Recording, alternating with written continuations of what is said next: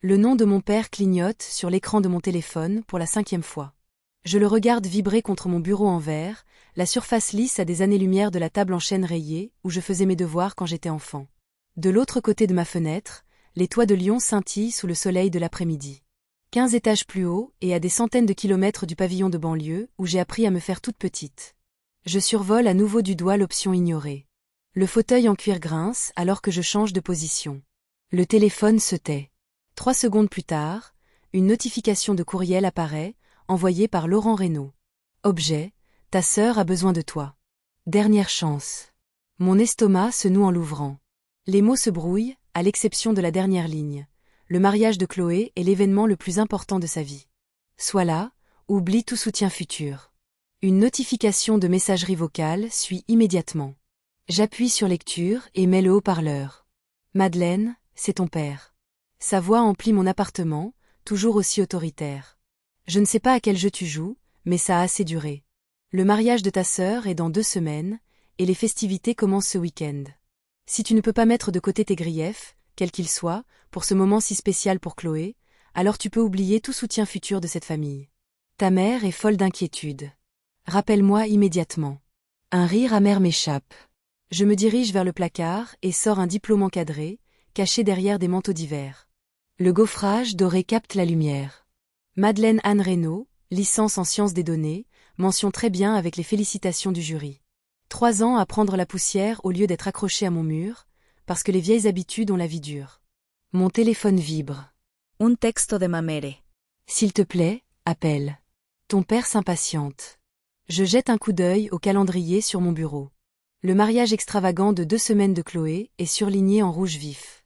14 jours de cérémonie, de fêtes et de séances photos pour le jour parfait de l'enfant prodige. J'ouvre mon application bancaire. 138 139 € d'économie. Plus qu'assez pour ne plus jamais avoir besoin de leur soutien. Ils ne le savent tout simplement pas encore. Un souvenir refait surface. J'étais en CE2, je serrais mon bulletin de notes avec 5 à parfait. Maman, à la table de la cuisine, hochait la tête sans lever les yeux de son magazine. C'est bien, ma chérie. Le même soir, le salon éclatait de joie pour le ruban de participation de Chloé à la pièce de l'école. Tu as vu comment elle a projeté sa voix ? C'était la meilleure sur scène. Le visage de papa rayonnait de fierté, tandis que j'étais assise, invisible, dans les escaliers. L'Expo Science, en seconde. Le premier prix que j'ai remporté pour mon analyse de la qualité de l'eau locale. Les chaises vides où mes parents auraient dû être. Ils étaient allés au match de foot de Chloé à la place. Elle avait marqué un but, et ils en ont parlé pendant des semaines. Le proviseur, Monsieur Martin, m'a remis mon prix. Vos parents doivent être si fiers. J'ai hoché la tête, le vide dans ma poitrine déjà familier. Puis, en terminale, l'épais dossier d'acceptation de l'INSA de Lyon. Mes mains tremblaient en lisant l'offre de bourse. Lyon. Le front de maman s'est plissé d'inquiétude. C'est si loin. Chloé pourrait se sentir inférieure si tu y vas alors qu'elle va juste à l'IUT. Papa n'a même pas levé les yeux de son journal.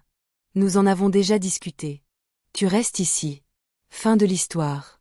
La négociation silencieuse qui a suivi. Je pourrais vivre à la résidence universitaire de la fac locale, à seulement 20 minutes, pour étudier au calme, avais-je argumenté. Ils ont accepté, croyant que j'avais capitulé. 2 semaines plus tard, je montais dans un bus pour Lyon avec tout ce que je possédais dans 2 valises, laissant derrière moi une piste soigneusement élaborée d'inscription à l'IUT et une fausse affectation de chambre universitaire. Le risque calculé de ma première véritable indépendance.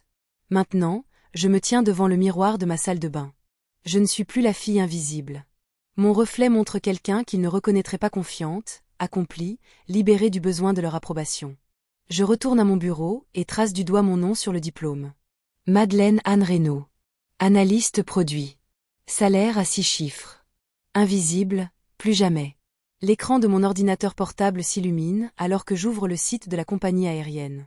Mes doigts se déplacent avec détermination sur le clavier, réservant un billet en première classe pour la maison. Il est temps qu'il me voie enfin, je murmure à mon reflet dans l'écran assombri. Je prépare mes bagages de marque avec précision, glissant le diplôme entre des couches de vêtements. Un léger sourire se dessine sur mon visage alors que j'imagine leurs expressions quand ils découvriront enfin qui je suis devenue. Avez-vous déjà dû cacher votre succès à ceux qui auraient dû le célébrer le plus ? Que feriez-vous si votre famille ne vous valorisait que lorsqu'elle avait besoin de quelque chose de vous ? Mon retour à la maison est sur le point de leur donner une leçon qu'ils n'ont jamais anticipée. Je ne suis plus la jeune fille qui cherchait leur approbation dans chaque bulletin de notes, dans chaque compétition silencieuse qu'ils n'ont jamais reconnue. Je suis une femme qui a construit sa propre valeur, loin de leur regard sélectif. Et maintenant, je retourne sur le théâtre de mon invisibilité passée, non pas pour chercher une reconnaissance tardive, mais pour clore un chapitre. Pour leur montrer, et surtout pour me prouver à moi-même, que la petite fille dans les escaliers a construit son propre gratte-ciel. La voiture de location crisse sur le gravier familier. Je me gare derrière la camionnette d'un fleuriste qui décharge des cascades de roses blanches. La maison de mon enfance s'est transformée en quelque chose sorti d'un magazine de mariage, avec des guirlandes de tissu ivoire drapées sur les rampes du porche. Ma mère ouvre la porte avant même que je ne frappe. Ses cheveux sont teints d'un blond miel précis, pas une mèche ne dépasse. Madeleine, enfin. Son étreinte ressemble à une performance, trop raide et trop brève. Tu as décidé de soutenir ta sœur, je vois. À l'intérieur, la maison sent les bougies à la vanille et la peinture fraîche. L'organisation du mariage a transformé chaque surface en une zone de préparation. Mon père sort de son bureau, des lunettes de lecture perchées sur le nez. Il ne me prend pas dans ses bras, se contentant de hocher la tête par-dessus un presse-papier.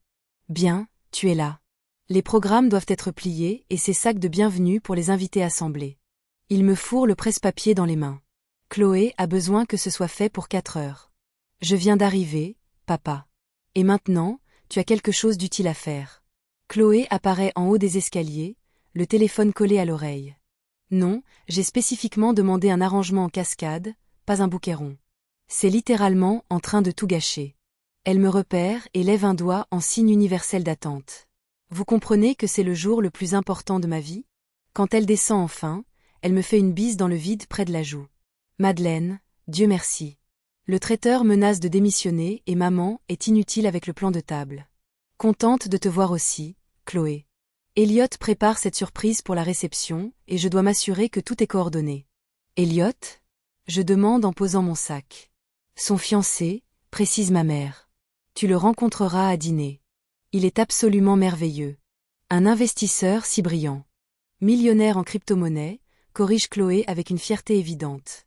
Elliot Brady arrive à 18h30 précise, portant une bouteille de vin coûteuse et arborant un sourire qui n'atteint pas tout à fait ses yeux. Il est plus grand que ce à quoi je m'attendais, avec le genre de beauté classique qui a sa place dans les publicités pour les montres de luxe. La sœur mystérieuse apparaît enfin. Il me serre la main trop fermement. Chloé m'a dit que tu étais une sorte de génie de l'informatique caché dans la grande ville. Analyste produit, je corrige. Ça a l'air intense. Il me fait un clin d'œil. J'ai des amis qui développent une plateforme de trading par IA. Un truc révolutionnaire. On devrait parler boulot un de ces jours. Pendant le dîner, Elliot domine la conversation avec des récits d'investissement en crypto et d'opportunités exclusives. Mon père boit ses paroles. Alors, sur quelle plateforme échangez-vous principalement? Je demande lors d'une rare pause.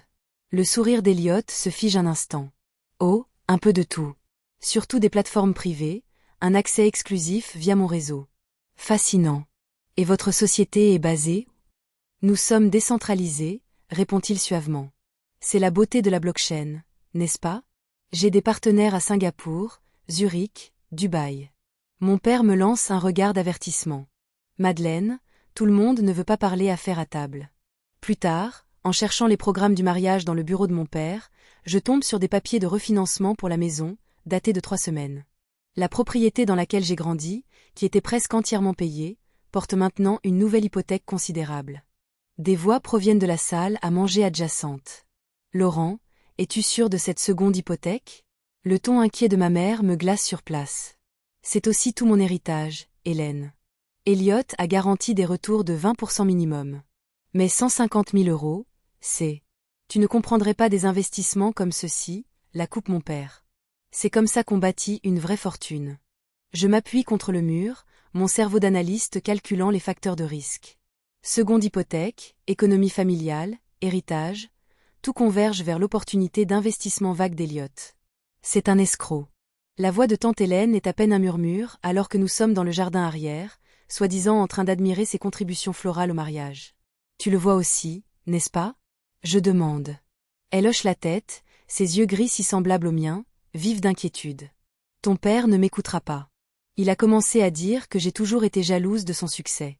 Monsieur Dubois, le voisin d'en face, a perdu 50 000 € dans une opportunité d'investissement exclusive l'année dernière, continue-t-elle.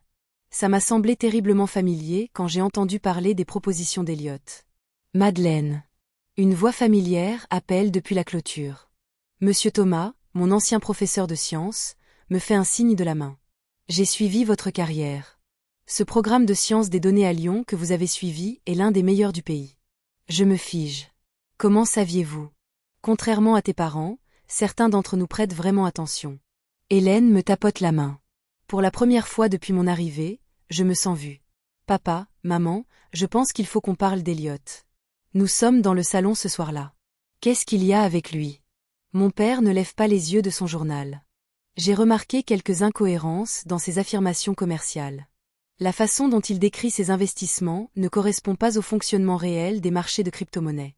Ma mère soupire dramatiquement. Honnêtement, Madeleine, tu as toujours été jalouse du bonheur de ta sœur. Il ne s'agit pas de jalousie. Ces affirmations d'investissement n'ont aucun sens mathématique. Mon père me regarde enfin, son expression durcit. Tu ne comprends pas les affaires à ce niveau, Madeleine. Tout ne rentre pas dans tes petits tableurs. La porte d'entrée s'ouvre et Chloé entre avec Eliott. Elle sent immédiatement la tension. Qu'est-ce qui se passe? Ta sœur a des inquiétudes concernant les affaires d'Eliott. Le visage de Chloé se crispe. Tu es sérieuse? Tu débarques après 3 ans et tu essaies immédiatement de ruiner la seule bonne chose dans ma vie. Eliott passe un bras protecteur autour d'elle. C'est bon, ma chérie.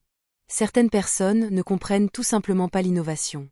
Je regarde leur visage, sur la défensive, méprisant, aveuglé. Et je réalise que j'ai mal calculé mon coup. Ils ne veulent pas la vérité. Ils veulent la fiction confortable qui rend Chloé spéciale et Eliott un prince charmant. La fille invisible voit tout, mais personne ne veut regarder. Quand vous voyez vos proches se diriger vers un désastre, jusqu'où devriez-vous aller pour les protéger d'eux-mêmes? Risqueriez-vous un rejet supplémentaire pour sauver une famille qui ne vous a jamais apprécié? Je me blottis dans la banquette d'angle du Café des Marronniers, le même endroit où j'étudiais le calcul au lycée. Le siège en vinyle grince sous moi, familier et pourtant étranger maintenant. L'écran de mon ordinateur portable brille avec des onglets ouverts. Registre de commerce, forum d'investissement, profil de réseaux sociaux. 3 identités précédentes me regardent, Étienne Louis, Édouard Lambert, Eliott Laurent. Maintenant Eliott Brady. Mon doigt trace le schéma à l'écran. Le même homme, des noms différents. Le même sourire charmant, des victimes différentes. Je sirote mon café noir, son amertume correspondant au goût que j'ai dans la bouche en reliant les points indéniables. Je vous resserre, mademoiselle? Margot, la même serveuse que pendant mon adolescence, apparaît à mon coude. Ses yeux s'écarquillent en étudiant mon écran. Ma cousine a tout perdu à cause d'un homme qui lui ressemblait comme 2 gouttes d'eau. Il s'appelait Édouard quelque chose. Mon estomac se serre. Lambert. C'est ça, dit-elle en posant la cafetière. Une arnaque à l'investissement. Il a quitté la ville juste avant le mariage. Lui a brisé le cœur et vidé ses économies. J'ouvre une autre fenêtre de navigateur. Margot, accepterait-elle de me parler? 2 heures plus tard, une femme d'une 50aine d'années est assise en face de moi, les mains tremblantes autour de sa tasse. Je pensais que j'étais spéciale, murmure Karine. Il m'a fait me sentir choisie. Ma sœur pense la même chose. Karine fait glisser un dossier sur la table. Des photos, des relevés bancaires, des rapports de police qui n'ont mené nulle part. Sa mâchoire se crispe. Il a disparu 3 jours avant notre mariage, avec 60 000 € et la bague de famille de ma mère. Les photographies confirment ce que je sais déjà. Les relevés de compte montrent des transferts vers des comptes offshore intraçables. Les rapports de police détaillent 3 autres victimes avec des histoires similaires dans 3 villes différentes. Je remercie Karine et rassemble mes preuves. Le mariage est dans 5 jours. Le nœud dans mon estomac se resserre. Où étais-tu passé? La voix de ma mère tranche dans le couloir alors que j'entre. Les arrangements floraux doivent être vérifiés et Chloé fait une crise à propos des marque-places. Je jette un coup d'œil à ma montre. À peine midi passé. Je faisais des recherches sur quelque chose d'important. Plus important que le mariage de ta sœur? Elle me fourre la liste de contrôle dans les mains. Ton père a remarqué ton attitude. Il dit que tu n'as presque pas aidé. Un poids familier s'installe sur mes épaules. La fille invisible, maintenant visible uniquement pour la critique. Je trouve Chloé dans la salle à manger, entourée d'échantillons de centre de table et de mouchoirs froissés. Le calligraphe s'est trompé de police, dit-elle en me fusillant du regard à travers son mascara qui a coulé. Où étais-tu? Je t'envoie des textos depuis des heures. Je vérifie mon téléphone. 3 textos. Le premier envoyé, il y a 40 minutes. Tu as toujours fait ça, renifle Chloé de façon dramatique. Disparaître quand on a besoin de toi, puis réapparaître pour me faire de l'ombre. L'accusation atterrit avec une précision bien rodée. Depuis 23 ans, mon existence a été à la fois insuffisante et écrasante. J'essaie de t'aider, Chloé. En évitant les préparatifs du mariage? En remettant en question les affaires d'Eliott? Sa voix monte. Tu ne supportes pas que j'ai trouvé quelqu'un d'extraordinaire, alors que tu es seule à Lyon à faire je ne sais quel travail ennuyeux qui paie tes factures. Je ravale la vérité sur mon travail ennuyeux, qui paie 2 fois ce qu'elle n'a jamais gagné. À la place, je prends un marque-place et examine la police prétendument erronée. Je peux appeler le calligraphe, je propose. Papa l'a déjà fait. Chloé tamponne ses yeux. Au moins, lui, il me soutient. Le salon tombe dans le silence alors que je finis de présenter mes preuves. Capture d'écran imprimée, relevé bancaire, rapport de police et la déclaration signée de Karine sont étalés sur la table basse. Mes parents sont assis, stupéfaits, sur le canapé. Chloé est perchée sur le fauteuil, le visage pâle. Eliott se tient près de la cheminée, son expression soigneusement composée. C'est clairement un cas d'erreur sur la personne. Son sourire n'atteint pas ses yeux. J'ai un visage commun. Les gens me confondent tout le temps. 3 femmes différentes dans 3 villes différentes, je maintiens ma voix stable. Tout avec la même expérience d'un homme qui correspond à votre description, a utilisé des noms similaires aux vôtres et a disparu avec leur argent juste avant le mariage. Madeleine, la voix de mon père est un avertissement. C'est absurde. Papa, regarde les photos. Je pousse une photo vers lui. Regarde la chronologie. Regarde le schéma. Je n'ai jamais vu cette femme de ma vie, insiste Eliott en désignant la déclaration de Karine. Chloé se lève d'un bond. Je ne peux pas croire que tu ailles aussi loin pour ruiner mon bonheur. Des larmes coulent sur son visage. Tu as toujours été jalouse de moi. Jalouse? Le mot me prend au dépourvu. J'essaie de te protéger. Entendant une embuscade à mon fiancé avec ses inventions. Chloé arrache les papiers de la table, les froissant dans son poing. Chloé, je tends la main vers son bras. La seconde hypothèque, ton fonds de retraite, l'héritage de maman, tout est parti dans son opportunité d'investissement. Tu ne vois pas le schéma? Ça suffit. Mon père se lève, le visage empourpré. Tu dois quitter cette maison. Tout de suite. Eliott pose une main réconfortante sur l'épaule de mon père. Laurent, ce n'est rien. Elle s'inquiète juste pour sa sœur. C'est maladroit, mais ça part d'une bonne intention. Sa sympathie bien rodée me donne la chair de poule. Je ne pars pas.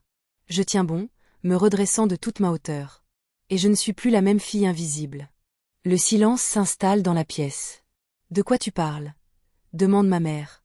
Je ne suis pas allée à l'IUT. La vérité jaillit, après des années de confinement. J'ai été diplômée de l'INSA de Lyon, major de ma promotion, il y a 3 ans. Je suis analyste produit chez Tech Fusion. Je gagne un salaire à 6 chiffres.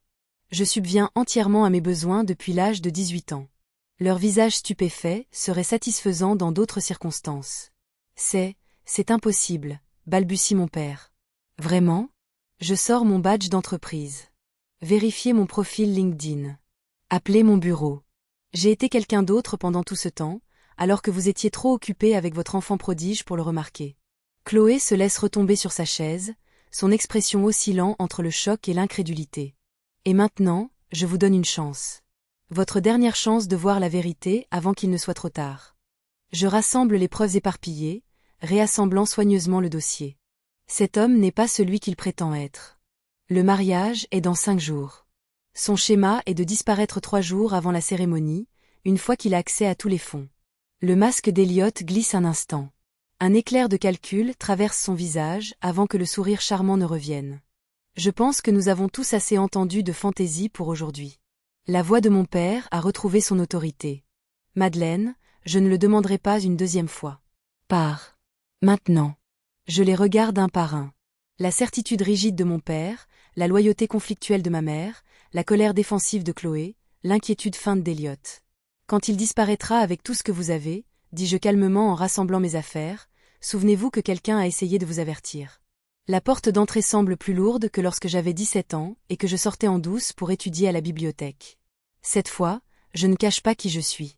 Cette fois, je m'en vais avec la vérité qu'il refuse de voir. Avez-vous déjà dû être seul avec la vérité, pendant que tous ceux que vous aimez choisissaient des mensonges confortables? Que feriez-vous à ma place? Partir ou vous battre plus fort pour une famille qui refuse d'écouter? Ma prochaine décision va tout changer. Mon téléphone n'arrête pas de vibrer.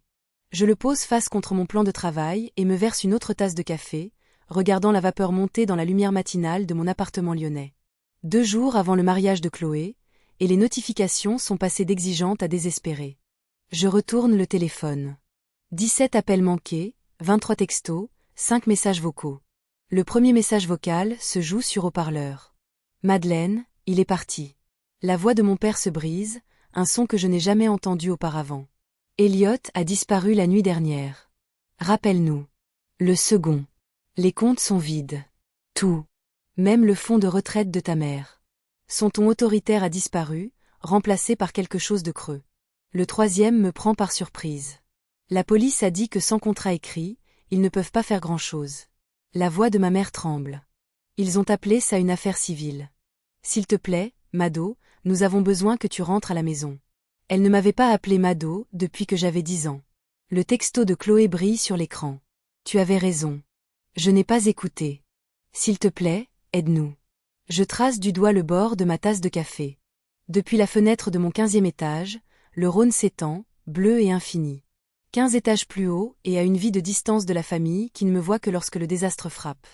Ma mentor, Vivienne, répond à la 2e sonnerie. Tu as l'air troublé, dit-elle au lieu de bonjour.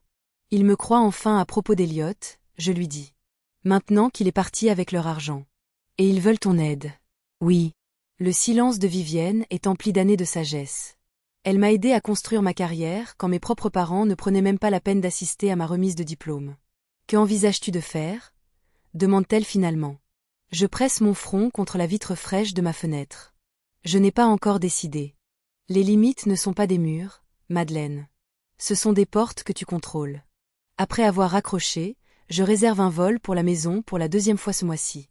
La différence, cette fois, c'est que je ne prends que des vêtements pour 3 jours. Le chapiteau du mariage est à moitié démonté dans le jardin lorsque mon taxi arrive. Des chaises blanches sont empilées contre la clôture. Les arrangements floraux élaborés, maintenant flétris, ornent encore les rampes du porche. Ma mère ouvre la porte avant que je ne frappe. Son visage sans maquillage a vieilli de 5 ans en 2 jours. Tu es venu. Ses bras hésitent à m'étreindre. Je ne m'avance pas. Mon père fait les 100 pas dans le salon, le téléphone collé à l'oreille. Il raccroche quand il me voit. Ses yeux se posent sur mon sac à main de créateur, la montre à mon poignet. Nous pensions que tu pourrais peut-être nous aider avec. Il s'éclaircit la gorge. Une aide financière, jusqu'à ce que nous réglions tout ça. Que vont penser les Henderson? Ma mère se tord les mains. Et le conseil d'administration du country club? Ton père est trésorier. Chloé est recroquevillée sur le canapé, vêtue d'un jogging et d'un de mes vieux t-shirts de lycée qu'elle a dû trouver dans mon ancienne chambre. Ses yeux sont gonflés. Si tu avais été plus solidaire depuis le début, j'aurais peut-être écouté. Sa voix manque de son tranchant habituel, mais le blâme atterrit de manière familière. Tu as toujours été si négative à son sujet. Je pose mon sac à main sur la table basse et déboutonne mon manteau. Le salon semble plus petit que dans mon souvenir. Les murs affichent toujours les trophées de danse de Chloé et pas une seule de mes réussites académiques. Je peux aider pour certaines choses, dis-je, ma voix stable. Pas toutes. Mon père se redresse. Écoute, Madeleine, en tant que ton père. Je peux vous aider à déposer correctement des plaintes à la police. Je peux contacter mon collègue spécialisé dans le recouvrement de fraude financière. Je peux vous mettre en contact avec un avocat qui traite des cas comme celui-ci. J'énumère les points sur mes doigts. Je ne peux pas remplacer l'argent que vous avez perdu. Le silence s'étire, tendu entre nous. Mais, commence ma mère. Je gagne un salaire à 6 chiffres. J'ai des économies substantielles. Et je ne sacrifierai pas ma sécurité financière pour vous sauver d'une situation contre laquelle je vous avais explicitement mis en garde. Le visage de mon père rougit. Cette famille t'a soutenu toute ta vie. Un rire m'échappe, court, inattendu. Vraiment? Quand? Nous t'avons mis un toit sur la tête, de la nourriture sur la table. C'est le minimum légal, papa. Chloé se déroule du canapé. Alors, tu vas juste nous abandonner après avoir eu raison? C'est ça qui compte pour toi? Avoir raison? Je croise son regard fermement. Ce qui compte pour moi, c'est d'être respecté. D'être entendu. J'expire lentement.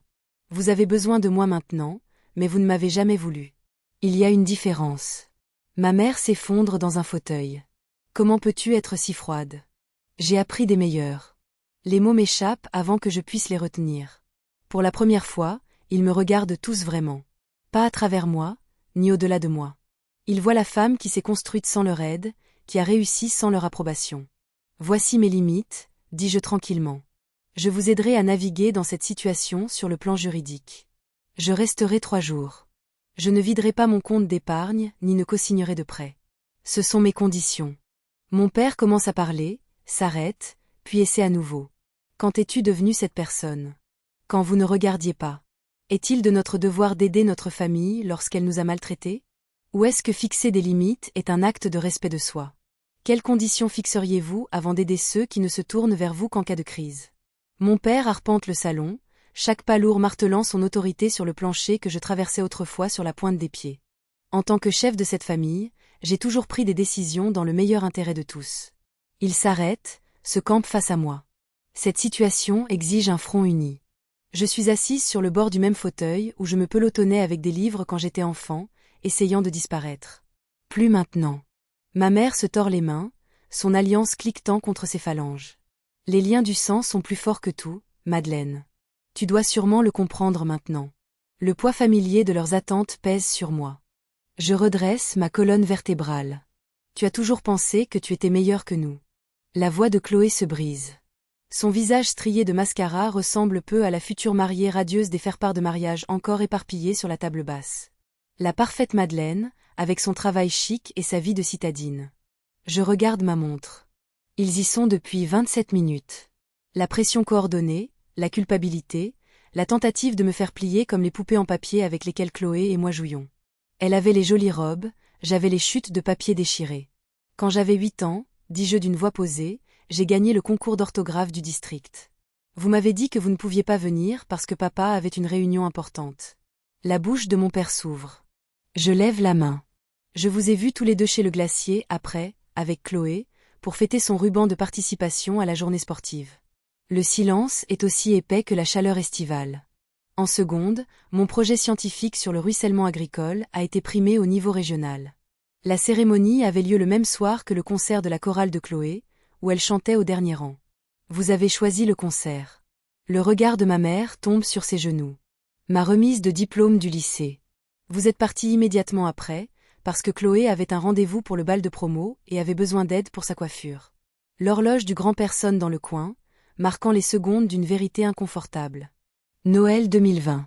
Je vous ai offert à chacun des cadeaux réfléchis, basés sur des conversations que nous avions eues cette année-là. Vous m'avez donné une carte cadeau générique avec le mauvais nom dessus. La porte d'entrée s'ouvre avec un grincement familier. Tante Hélène se tient dans l'encadrement, serrant son sac à main comme un bouclier. J'ai tout vu. Sa voix vacille mais tient bon. Chaque récital que vous avez manqué, chaque réussite que vous avez minimisée. J'ai regardé cet enfant se flétrir pendant que vous aduliez sa sœur. Le visage de mon père devient cramoisi. Ce sont des affaires de famille, Hélène. Je suis de la famille, dit ma tante. Quelqu'un dans cette pièce doit reconnaître ce qui s'est passé dans cette maison. Je me lève du fauteuil, ma taille réelle soudainement évidente dans cette pièce où j'ai passé tant d'années à essayer de me faire toute petite. Je vais aider pour la maison. Ma voix remplit l'espace que je n'avais jamais revendiqué auparavant. Je couvrirai la seconde hypothèque. Je ferai en sorte que la dette de carte de crédit soit consolidée. Leur visage s'illumine d'un soulagement rapidement dissimulé. Mais je n'aiderai pas pour votre réputation. Je ne prétendrai pas que Chloé ne s'est pas fait arnaquer par un homme qu'une simple vérification d'antécédents aurait démasqué. Je ne mentirai pas aux voisins sur la destination de l'argent. Je croise le regard de chacun d'eux. Je n'assisterai à aucun événement communautaire où vous me paraderez comme la fille dévouée qui est venue à la rescousse. La mâchoire de mon père se serre. Tu ne dictes pas les règles dans ma maison. Si, quand je suis la seule à avoir les moyens de la sauver. Les mots ont un goût inhabituel, puissant, certain. Mon aide est assortie de protections juridiques pour moi. L'argent sera géré par des canaux officiels, avec des documents. Vous n'aurez aucun accès direct au fonds. Considérez cela comme une transaction commerciale, pas un sauvetage familial. Les yeux de ma mère s'écarquillent. Nous ne sommes pas des cas de charité, Madeleine. Non, vous ne l'êtes pas. La charité ne vient pas avec des exigences. Ceci, si. De ma mallette, je sors 3 copies d'un document préparé par mon avocat. Le papier fait un bruit sec lorsque je les pose sur la table basse. Ceci expose les termes de mon aide financière. Une solution unique, pas une relation continue. Je transférerai les fonds pour rembourser la seconde hypothèque directement à la banque.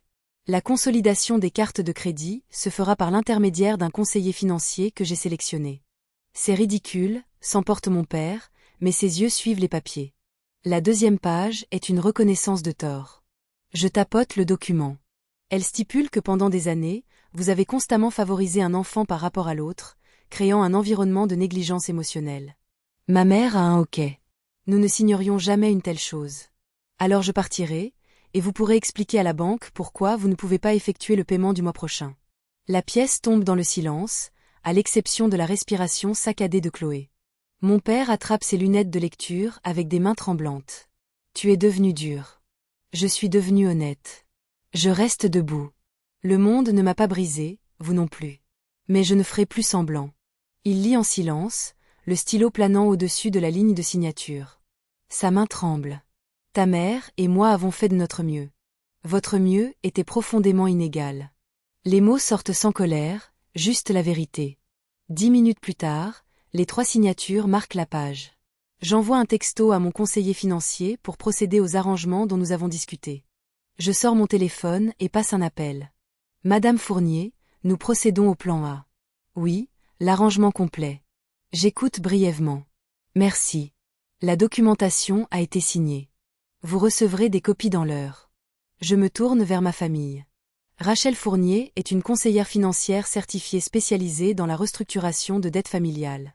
Elle vous contactera demain pour commencer le processus. Tout passera par elle, pas par moi. Mon père ouvre la bouche pour protester. Ce n'est pas négociable, dis-je. Elle s'assurera que l'hypothèque est payée et que les créanciers sont gérés correctement. L'argent ne touchera jamais directement vos comptes. Je rassemble mes affaires sans hâte ni cérémonie. Pas d'étreinte larmoyante, pas de promesse d'appeler bientôt. J'espère que vous trouverez la paix avec vos choix. Je redresse ma veste, vérifie que j'ai tout. Tante Hélène me suit sur le porche. Ça ira ? Le soleil de l'après-midi réchauffe mon visage alors que je regarde la rue où j'attendais autrefois un bus scolaire en rêvant de m'échapper. Ça va déjà. Je marche vers ma voiture de location, le dos droit, les pas mesurés. Le rétroviseur montre la maison qui rapetisse, mais je ne regarde pas en arrière. Certains ponts ne peuvent pas être reconstruits. Certains ne devraient pas l'être. La lumière du soleil traverse les baies vitrées de mon bureau à domicile, projetant des rectangles dorés sur le bureau en érable où j'ai organisé ma vie en rangées nettes et déterminées. Mon appartement à Lyon a disparu, échangé contre cette maison de ville avec ses fondations solides et son histoire. 1 an s'est écoulé depuis que j'ai tourné le dos au drame de la famille Reynaud. Le diplôme est maintenant accroché au centre du mur, Madeleine Anne Reynaud, licence en sciences des données, mention très bien. Plus caché derrière des manteaux d'hiver, plus secret.